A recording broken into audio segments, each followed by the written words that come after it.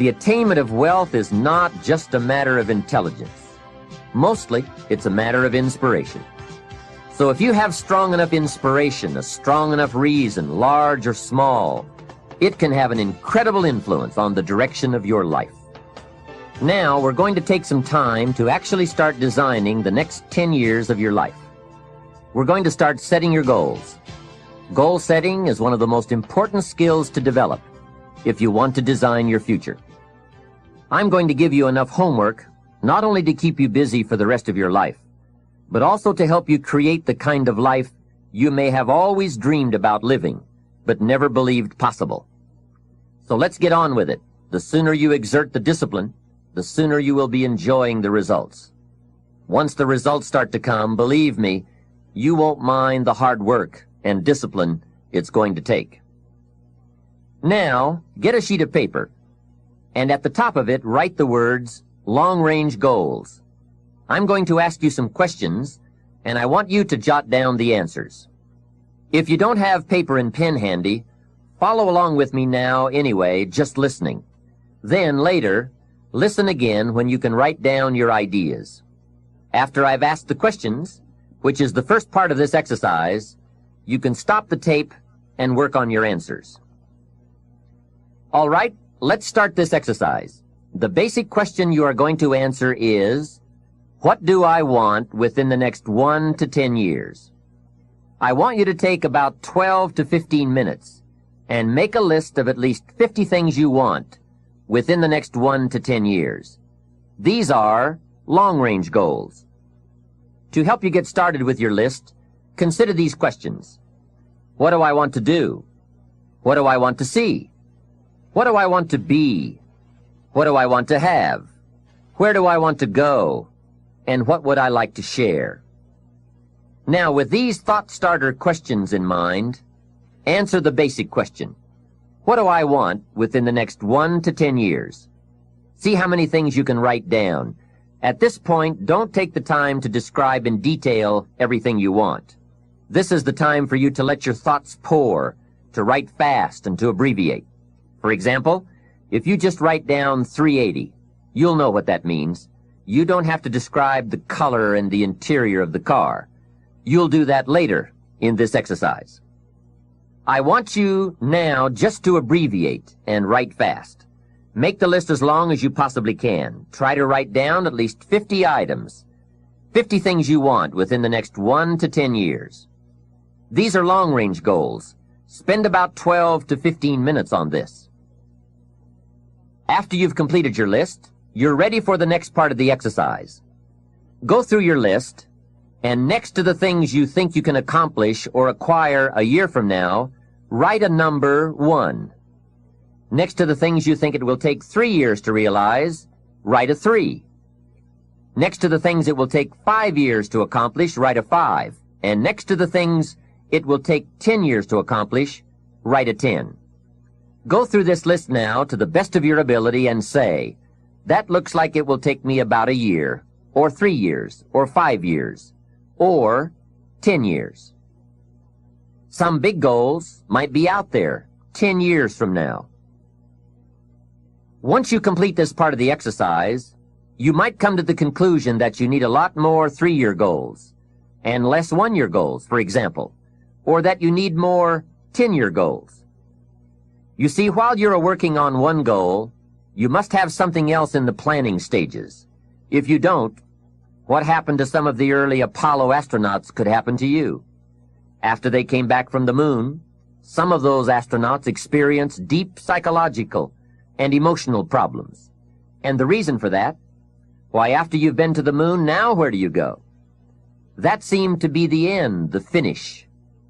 What later astronauts did was to make sure that they had major projects lined up after they returned from the moon trip. The way you enjoy life best is to wrap up one goal and start right on the next one. Don't linger too long at the table of success. The only way to enjoy another meal is to get hungry. Another thing to check for on your list is that you have included goals for each of these 3 important categories. First, make sure you've listed your economic goals, your goals for income, profits, and productivity. Second, make certain your list includes material items you want, tangibles, such as a home, a car, a boat, furniture, or jewelry. Don't attach the wrong importance to things, but they are important. Third, you'll want to include on your list goals for personal development. Write down all your personal development goals. Your goals to be more physically fit, to lose weight, to be more decisive, to be a more effective leader, to be a better communicator, to learn another language. Of course, there are other types of goals to consider: family goals, social goals, lifestyle goals. This is pretty heavy homework, but remember, whether or not you do your homework shows up in the marketplace as well as in the classroom. After you have determined which of your goals are 1 year, 3 year, 5 year, and 10 year, and after you've made certain your list includes economic goals, things, and personal development goals, I want you to go back to this list again. Now pick out the 4 most important 1-year goals, the 4 most important 3-year goals, the 4 most important 5-year goals, and the 4 most important 10-year goals. Those 16 goals will give you plenty of work for now. Get out some more paper, and in a brief paragraph, describe each goal. How high, how long, how much, what size, what model, what color, for example. Also describe why it is important to you. This is a process where you either talk yourself into it or talk yourself out of it, which is good.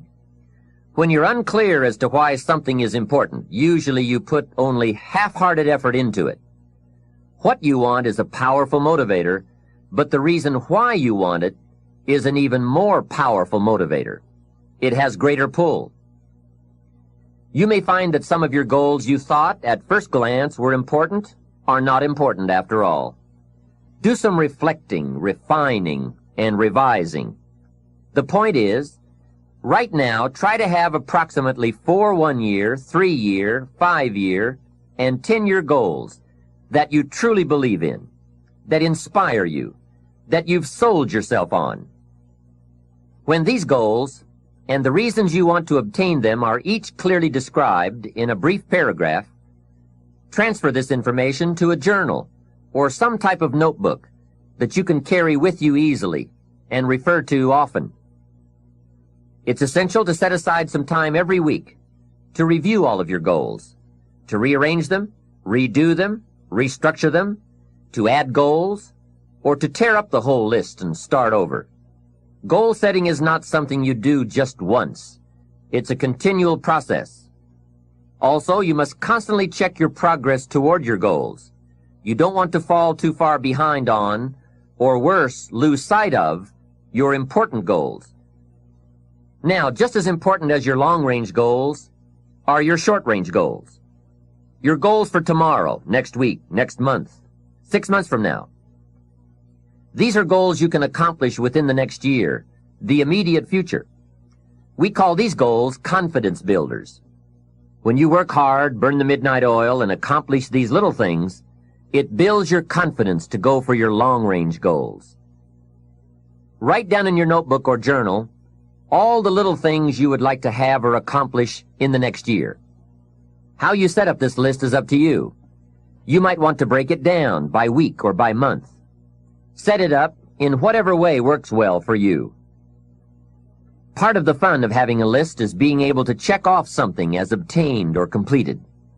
Every week, try to check off at least one thing on your list of short-term goals. And when you are able to check off something major, something on your list of long-range goals, celebrate. Make winning joyful. Congratulate yourself. It is very important to celebrate progress. We grow from 2 experiences. One is the joy of winning, and the other is the pain of losing. Here's what that also means. Make losing painful. Put it on yourself. If you set something up, fooled around, didn't pull it off, put it on yourself. And get around people who will help in this area. Hey, don't join an easy crowd. Go where the expectations are high, where the pressure to perform is high. It's how we grow. I'm certain that part of the reason why people let goal setting slide is because it is a lot of work. As I said, you'll be constantly revising your lists of short-range and long-range goals, rearranging them, refining them, redesigning them, establishing different priorities, adding new goals, perhaps deleting others. It's interesting that so many people work hard on their jobs, but they don't work hard on their futures. They let that slide. Some people live such mediocre lives that at the end of the day, they don't know whether they're winning or losing.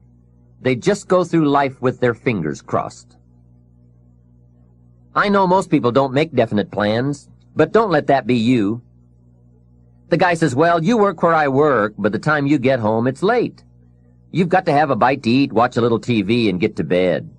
You can't sit up half of the night and plan. And this is the guy who's behind on his car note. He's a good worker, hard worker, sincere.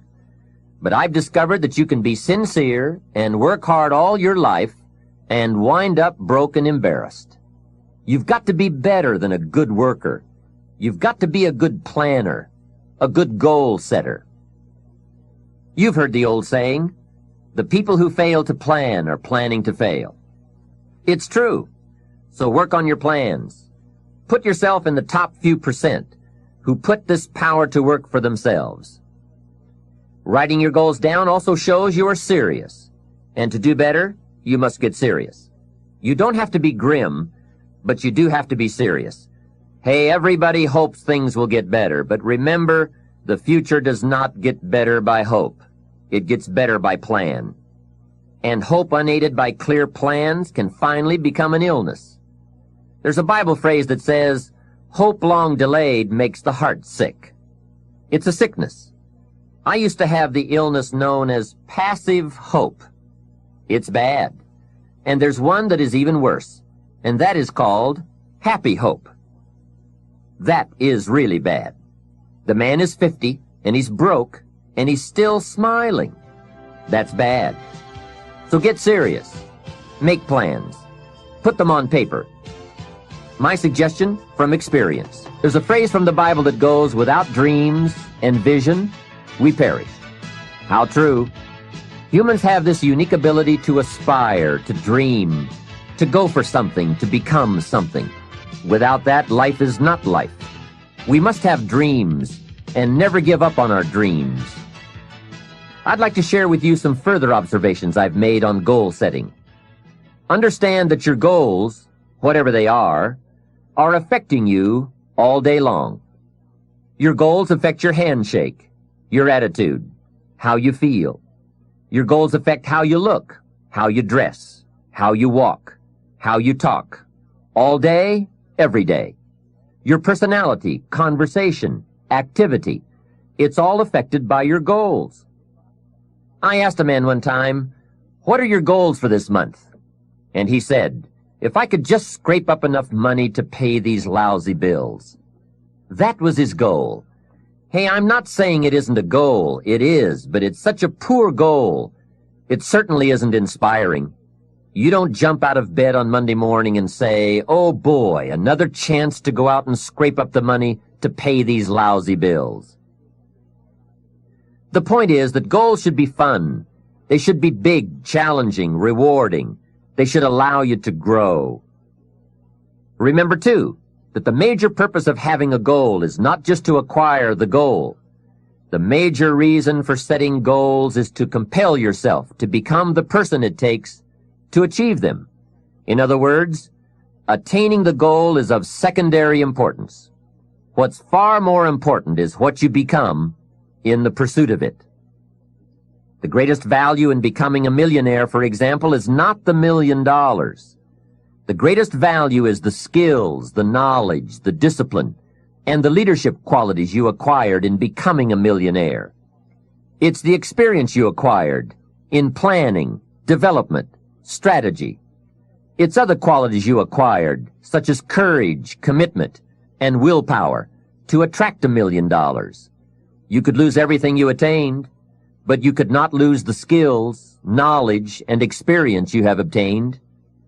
Even better than having is being. Here's a most important question to spend some time answering. What kind of person will I have to become to get all I want? Write down a few thoughts on that. Write down some skills you'll have to develop, for example, and some of the things you're going to have to learn. Just spend a little time writing a few sentences on this. What kind of person will I have to become to get all I want? The answer to this will give you some personal development goals. Remember that income does not far exceed personal development. All of us have to do this kind of self-examination. I have to look at my own life and say, well, here's what I want, but am I willing to become what it takes to get what I want? If I'm too lazy, if I don't want to learn, read, study, and grow to become that kind of person, then I cannot attract what I want. Now, either I have to change my wants, or I have to change myself. Here are a few more key points I'd like to share with you on goals and designing your future. First, if you don't right now feel as if you're equipped to get all you want, just remember, ability will grow to match your strong dreams. That's why the goal-setting process we've discussed is so important. The more you work on this, the more ideas you will get on how you can change, how you can grow. I am nowhere near the person I was when I met Mr. Schoaf 25 years ago. I'm not that person anymore. I've changed. There's nothing you can do about the past, but you can do a great deal about your future. You don't have to be the same person you were yesterday. You can make changes in your life, absolutely startling changes, in a fairly short period of time. You can make changes you can't even conceive of now, if you give yourself a chance. Your abilities will grow. You have untapped talents and potential that you haven't even reached for yet. And as time goes on, you'll be able to reach deeper and deeper. The first thing you'll know, you'll be able to do things you never thought you could do. You'll be able to handle things you never thought you could handle. You'll have ideas that you've never had before. All of this is sparked by the goal-setting process. When you know what you want, and you want it badly enough, the answers will come to you. I can't tell you why it works. All I know is, it works. Give yourself a chance to become all you can become and to accomplish all you can accomplish. Let me give you a Bible philosophy that teaches how to get whatever you want. Here's what it says. Ask. That's it. Ask.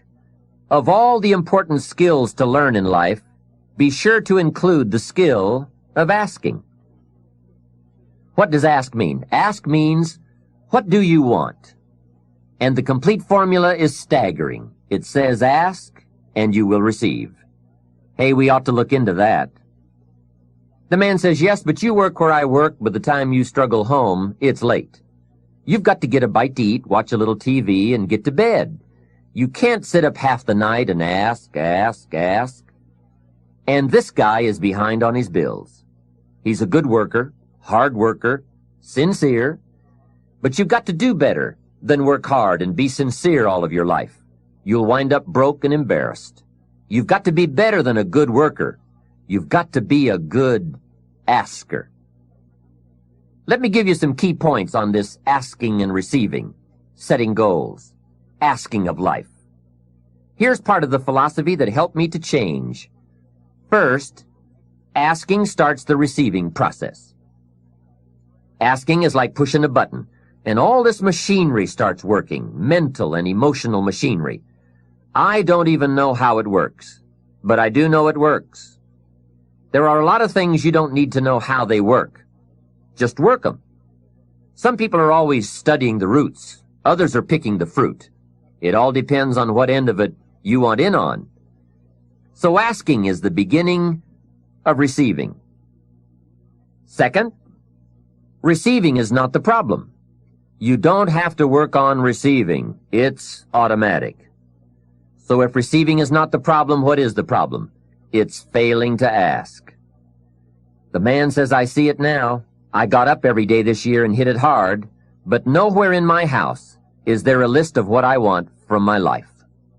Can you see? Good worker, poor asker. Third, receiving is like the ocean. There's plenty, especially in this country. It's like an ocean here. Here, success is not in short supply.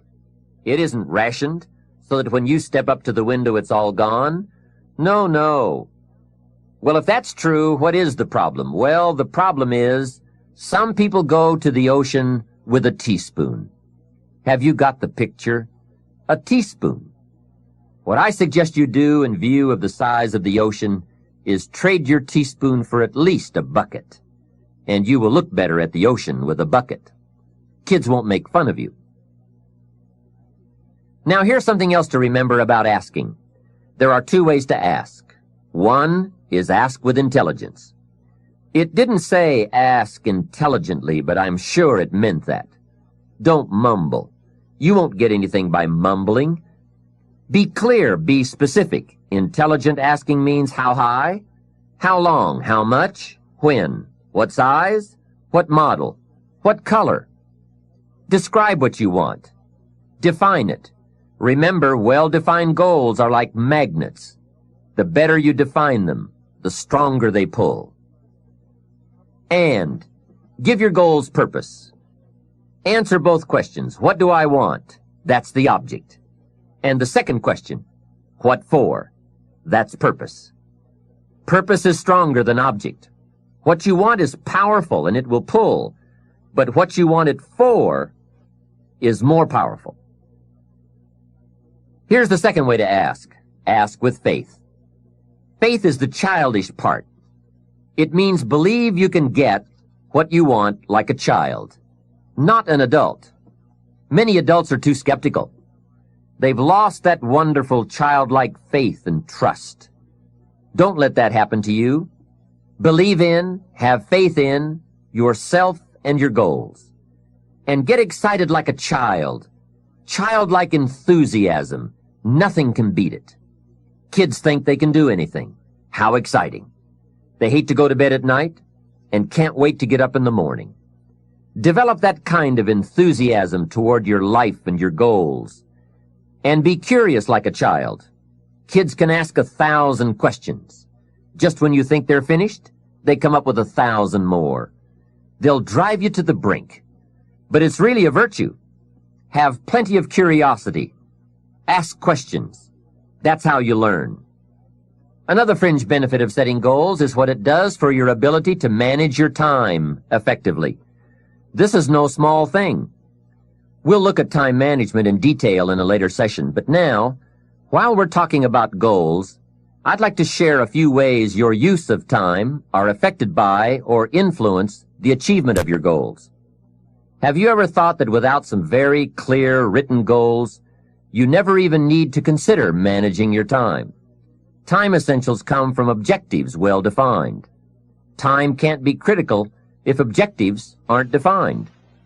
Now you might be one of those uniquely fortunate individuals who can keep all their objectives and purposes clearly defined in their minds and operate from that. But I wouldn't take the chance. Write your goals down and set careful priorities. Sometimes priorities are determined by the season. For a farmer in springtime, the season dictates his most important activities. During the spring, a farmer must work around the clock, burn the midnight oil, and keep the equipment running because he has only this small window of time for the planting of his crops. One of the difficulties of living in an industrialized society is the losing of the sense of seasons, when to pour it on, when to ease back, when to take advantage. It's easy to keep going from 9 to 5, year in and year out, and lose a natural sense of priorities and appropriate time. Don't let one year just blend into the next. Keep an eye on your own seasons, lest you lose track of values and substance. Part of setting priorities is learning to separate major activities from minor activities. This is a whole skill in itself, but once you have learned it, it will pay dividends you won't believe. So learn to put everything on your mental scales to be carefully weighed before you spend time or money. And here's a good question to constantly ask. Is this a major or a minor? By asking that question, you will reduce the amazingly natural tendency to spend major time on minor things. In sales training, we are taught that major time is the time spent in the presence of the prospect, while minor time is the time spent on the way to the prospect. If you're not careful, you will spend more time on the way to than in the presence of. So in sales we teach, don't go across town till you've gone across the street. Wouldn't it be wise to make an evaluation if you're in sales and ask, how much time am I spending in the presence of, and how much time on the way to? Majors and minors. What a great discipline to exercise. It also reads, don't spend minor time on major things. It's easy to get values mixed up. The man spends 3 hours watching television and only 30 minutes playing with his kids. Something is probably out of line there, right? It also reads, don't spend major money on minor things. If you spend more on candy than on audio cassettes like this, or books, that would be foolish, right? Here is a great goal-achieving tip. Don't mistake movement for achievement. It's possible to be busy all day, come home exhausted, and only then realize that very little of your day consisted of productive activities in the pursuit of your goals. Don't get faked out by being busy. The man says, I've been going hard all day. I've really put in the hours and the effort. But here's the major question. Doing what? It isn't going hard all day that counts. It's the doing what, the value that counts. Another essential is concentration. This is one of those difficult things, especially in a society where there are so many voices asking for our attention. The television voices, the radio voices, your family voices, the friends' voices, social voices, business voices, advertising, commercials. Isn't it amazing? You can turn off the television and the commercials keep running. How do you turn them off in your mind? That is the challenge to be mastered. The best use of time comes from putting plenty of value in it, and concentration means you take that challenge seriously. It's called careful investment for maximum results. Concentration. The big sports stars will tell you the cost of not concentrating. Just a little slip of concentration, and they put one by your feet. And there goes first place, and maybe the big money. So writing a letter, concentrate. Making a call, having a conversation.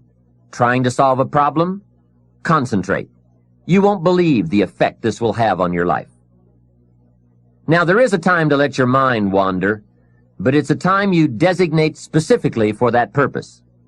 At that appointed time, you can go off for that walk on the beach, or that drive to the mountains, away from business.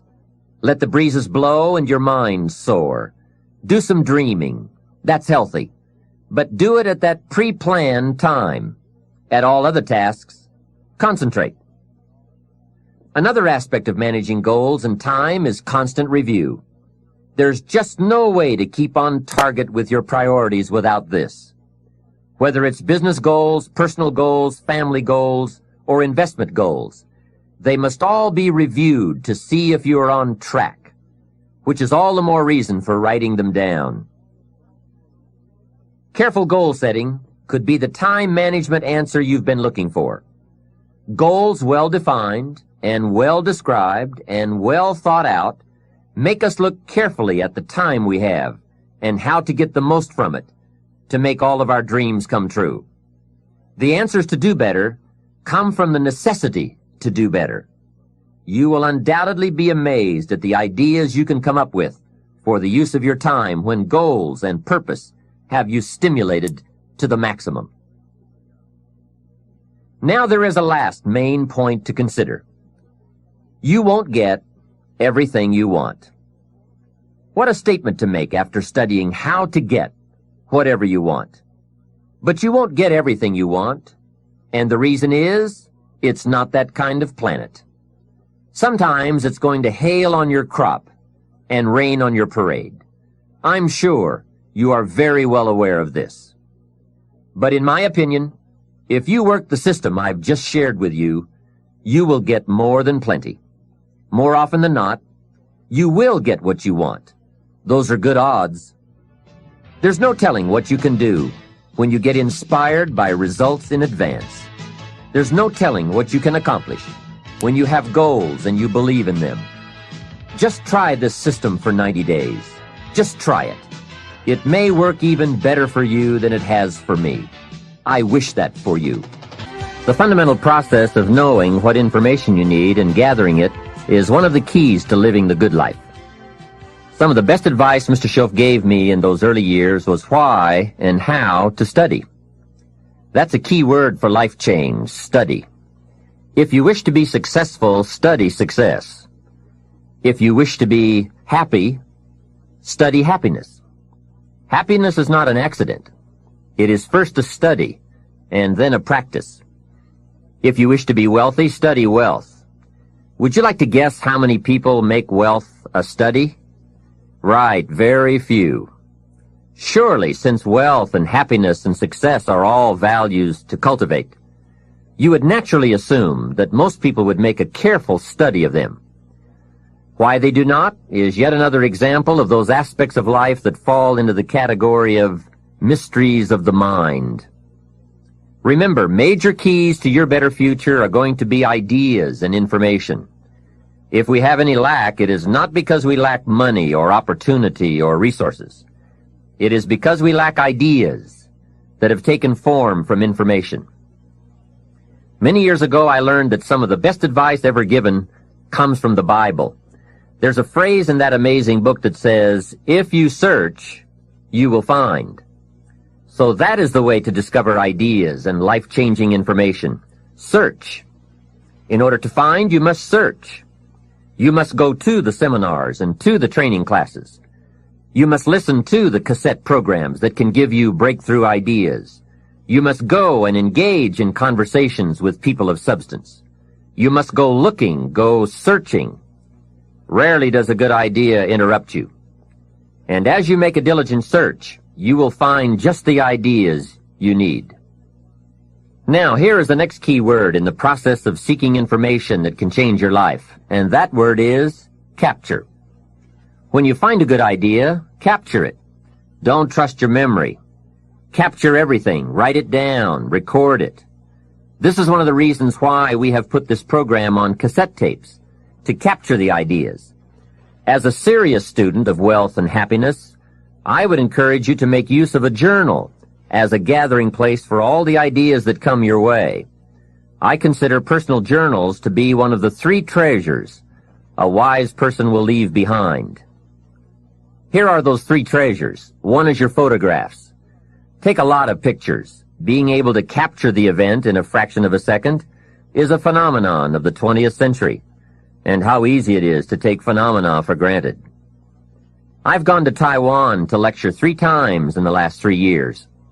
On my last trip, there were about 1,000 people in attendance for a weekend seminar.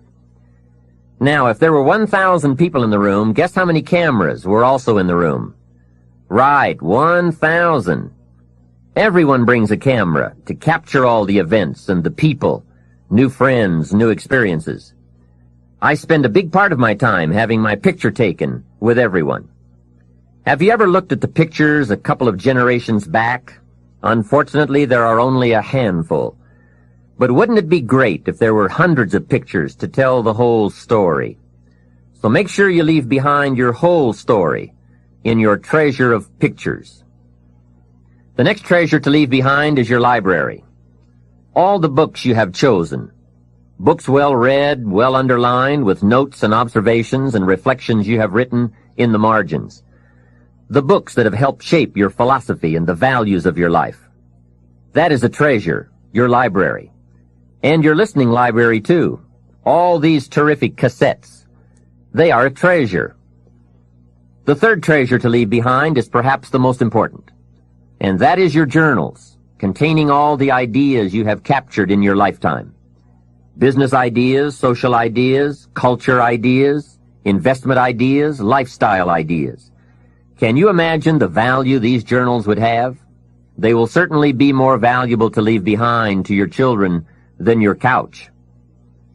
So, get serious about your search for information and ideas, and about leaving that information behind for future generations. Here is the next key word for expanding your life for the better. That word is review. Go back over all your life experiences. Learn a skill called reflection, pondering life's events with the intent of learning. That is so important. I call it running the tapes again. The events of your life are some of the best sources of information. Don't merely go through your days, get from your days. Be aware of what's going on around you so that you will drive the grooves in the record of that day deep into your consciousness. Here are some good times to reflect. First, at the end of the day, take a few minutes and go back over your day. Where you went and what you did and what you said, what worked and what didn't. What do you want to do again? What do you want to correct? The colors, the sights, the sounds, the conversations, the experiences. You see, experience can become commodity, currency, coin, an incredible source of value, but only if you take time to reflect on the experience and turn it into something of value. As we mentioned in our first fundamental, it's not what happens that makes the difference in how your life works out, but rather what you do about what happens.